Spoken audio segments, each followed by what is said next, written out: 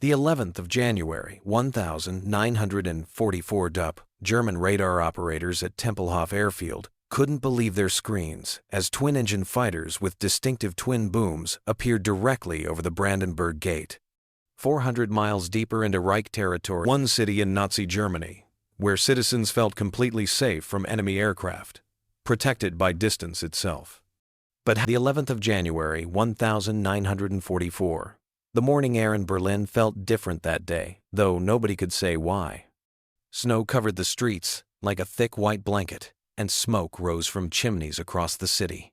Children walked to school past towering government buildings, their breath making small clouds in the cold air. This was the heart of Nazi Germany, and for 3 long years of war, the people here had felt completely safe. Hauptmann Klaus Weber pulled on his leather flight jacket at the airfield outside Berlin. He had been flying for Weber knew every street in Berlin below, every church tower and factory. This was his city to protect, and he had never failed. The German people believed their capital city was like a castle surrounded by an invisible wall. Enemy bombers from England could barely reach Berlin, and they had to turn around quickly or said long flights. German newspapers laughed at American technology, calling their planes weak and their pilots cowards who stayed close to home. At the radar station in Tempelhof, Obergefreiter Hans Müller sat watching green dots move across his screen. He had been tracking Allied bomber groups for months. All minutes, Müller's radar screen would light up with contacts that should not exist. Weber would hear radio calls that would shake everything he believed about American capabilities. The untouchable city was about to be touched, and nothing would ever be the same. Müller's eyes went wide as new blips appeared on his radar screen. These were not the usual heavy bomber formations crawling slowly across his display. These dots moved fast and flew in tight groups, like hunting wolves. His hands shook as he reached for the radio. "Control, this is Tempelhof." Müller watched the green dots get closer and closer to the center of his screen. His mouth felt dry. "Control, these contacts are 60 kilometers out and closing fast. They will be over the city in 10 minutes. Weber heard the radio call while doing pre-flight checks on his fighter plane. He stopped working and listened harder. Enemy fighters over Berlin? Impossible. His commander's voice came over the radio, tight with worry.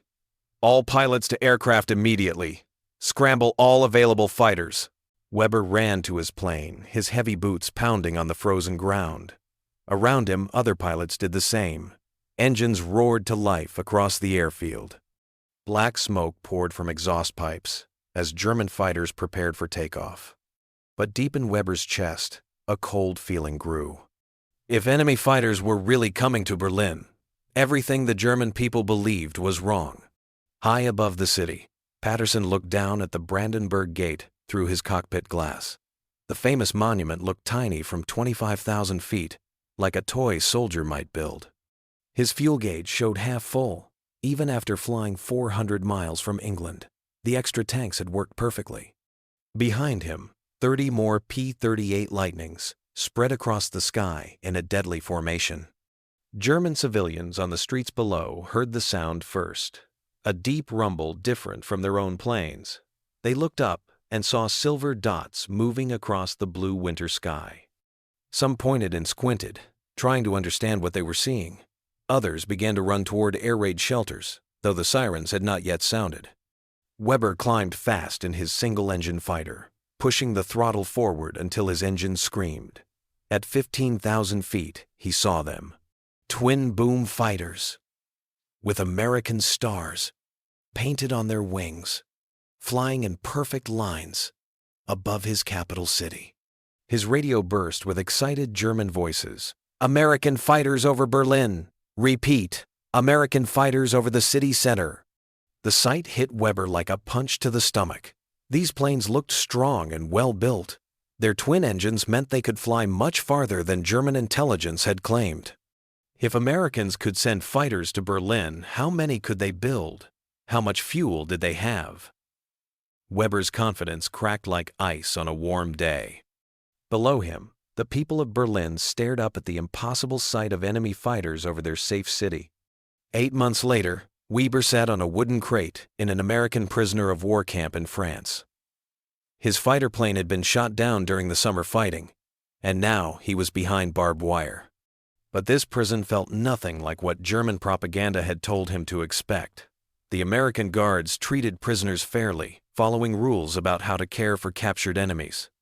Weber had expected beatings and starvation.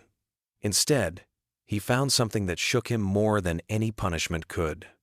The camp kitchen served hot meals 3 times every day. Weber stared at his metal tray, loaded with white bread, real butter, and thick soup with chunks of meat floating in it. Back home in Germany, his own family was eating bread made from sawdust and potatoes that had gone bad. His wife's last letter mentioned how thin their children had become. Yet here, as a prisoner, he ate better food than German civilians could find in their own stores. On Tuesday mornings, American trucks brought ice cream to the camp. Weber watched German prisoners line up with smiles on their faces, holding small bowls while American soldiers scooped out vanilla and chocolate. Ice cream, in the middle of a war. Weber remembered his daughter asking for sweets 2 years ago, and how he had nothing to give her. The Americans were feeding luxury foods to their enemies while Germany could barely feed its own people. The camp library held thousands of books in German, English, and French. Weber spent hours reading American magazines that showed pictures of huge factories making planes, tanks, and ships. The numbers made his head spin. America was building 50,000 aircraft every year. Germany was struggling to build 5,000. He had been fighting a country that could lose 10 planes for every German plane shot down and still have plenty left over. One evening in October, Weber wrote in a small notebook the Americans had given him, "Today I understand why we saw P-38 seconds over Berlin. We were not fighting just American pilots. We were fighting American factories, American oil fields, American farms that could feed both their soldiers and their prisoners better than we could feed our own children. I thought bravery and skill would win this war. But bravery cannot fight against a country that has so much of everything that it gives away good food to enemy prisoners." The moment of complete understanding came on Thanksgiving Day. American cooks prepared a feast for the German prisoners with turkey, mashed potatoes, and pumpkin pie. Weber sat at a long wooden table, eating food that was better than what he had served at his own wedding. Around him, other German prisoners ate in silence, their faces showing the same shocked realization. If this was how America treated its enemies, what did their friends receive? If they could afford such kindness during wartime, what could they do when the fighting ended? Weber finally understood that Germany had been fighting a giant while believing it was fighting another small country. Weber stepped off the train in Berlin on a cold morning in March 1946. The city he had once protected lay in ruins around him. Broken buildings reached toward the gray sky like broken teeth. Piles of rubble filled the streets where children used to walk to school. The Brandenburg Gate still stood, but now it looked lonely among the destroyed buildings. Weber carried a small bag with everything he owned, including the notebook he had written in during his time as a prisoner. His wife Maria met him at the train station. She looked much older than when he had left, and her coat hung loose on her thin body. Their children hid behind her skirt, barely remembering the father who had been gone for 2 years. Weber hugged them close and felt how small they had become. The contrast hit him like a physical blow. In America, he had gained weight eating prisoner food. His family had grown thin eating the scraps left in defeated Germany. Weber found work helping to rebuild the city. American soldiers now walked the streets of Berlin, but they were not the cruel conquerors German propaganda had promised. Instead, they brought trucks full of food and medicine for German civilians. Weber watched American engineers show German workers how to repair power plants and water systems. The same country that had sent P-38 seconds over Berlin was now sending help to put the city back together. In the evenings, Weber met with other former Luftwaffe pilots at a small cafe that had survived the bombing. They shared stories about their time as prisoners and what they had learned. Hans Richter had been captured in Italy and spoke about American field hospitals that saved German soldiers' lives. Erich Muller had worked in an American prison camp factory and marveled at machines that could make parts faster than any German factory.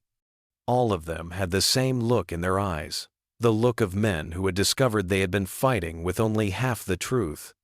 Weber opened his notebook and read to his old comrades the words he had written in the prison camp. The day the P-38 seconds appeared over Berlin, we did not just see American fighters. We saw the future. A future where distance meant nothing, where having enough of everything was more important than having brave soldiers, and where we had been living inside our own lies about what we were fighting. Years later, Weber would tell his children about that January morning when impossible planes had appeared over their city. He taught them never to believe anyone who said victory was certain, and never to think that being brave was enough if you did not also understand your enemy's true strength. The P-38 seconds over Berlin had been more than just airplanes.